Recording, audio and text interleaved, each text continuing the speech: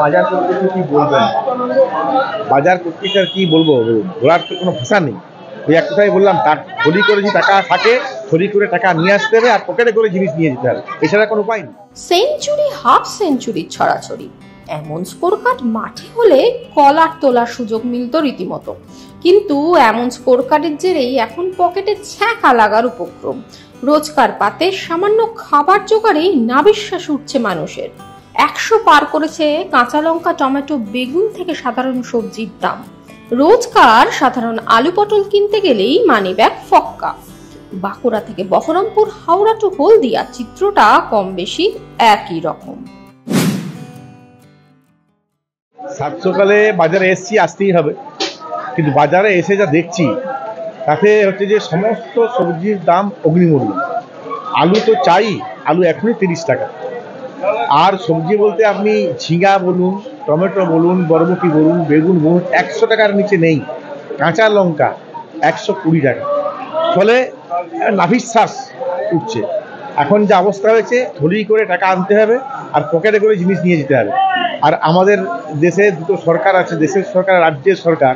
এখন কিন্তু কোনো ট্রাস্ট কিন্তু দেখতে পাওয়া যাচ্ছে না, তাও বুঝতে পাওয়া যাচ্ছে না, প্রশাসনের কেউ নেই। ফলে যা হচ্ছে তাই হয়।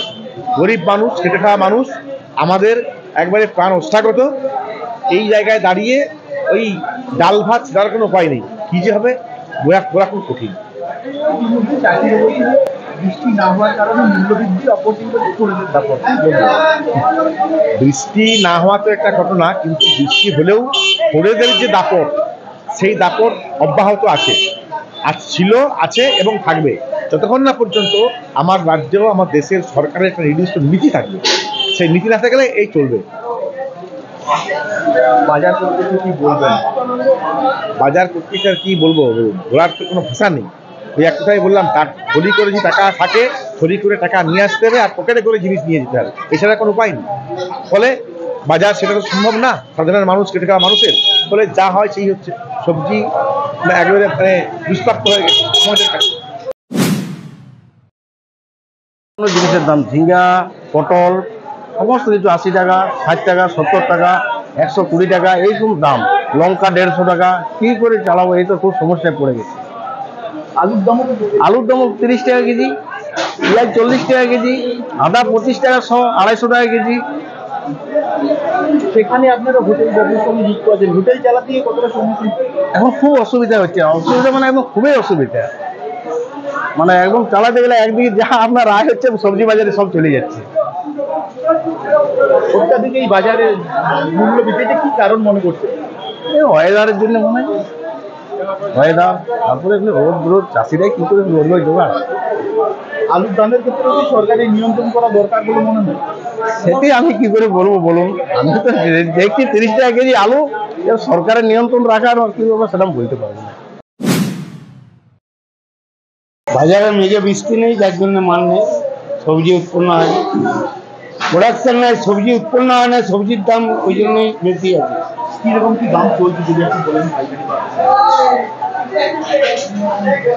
বেগুন 60 টাকা, বিলাতি 80 টাকা, শসা 50 টাকা, 60 টাকা, করলা 40 টাকা, উচ্ছা 60 টাকা। বলুন, মানে এই বৃষ্টি না হওয়ার জন্য কি দাম? লাউ 30 টাকা, 35 টাকা লাউ, হোলসেল বাজার। কুমড়া 14 টাকা, 15 টাকা, সব হোলসেল দাম, হোলসেল। বৃষ্টি না হলে দাম কমবে না। ঝিঙা 60 টাকা, 50 টাকা। মানুষ তো কিরকম বাজারে খুব কম খাচ্ছে, আর গরমে খাচ্ছেও নাই, খুব কম খেয়ে থাকছে। মাছ কিনে খাচ্ছে, মাছ কিনে খাচ্ছে, সবজি খায় না, তাই তো। বৃষ্টি না হওয়ার জন্য কি বাজারে? বৃষ্টি না হওয়ার জন্য এই ঘটনা। অন্যান্য বছর আমাদের অ্যাভেলেবেল হয়ে যায়, সবজি একবারই ভরপুর হয়ে যায়।